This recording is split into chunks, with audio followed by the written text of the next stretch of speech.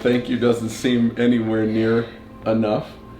I can't imagine our life without them. I can't imagine Morgan's life without them. I tried collecting pictures, and I tried going back. In fact, I tried writing about Morgan's experiences, and to this day, I can't really go back. I think we started 3 years ago. We started to live 3 years ago, and now we're just blossoming.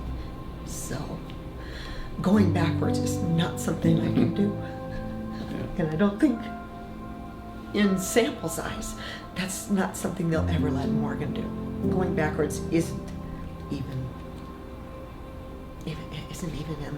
in the scope. So going forward, going out there, and Samples, thank you for my life back, our lives back. Yeah.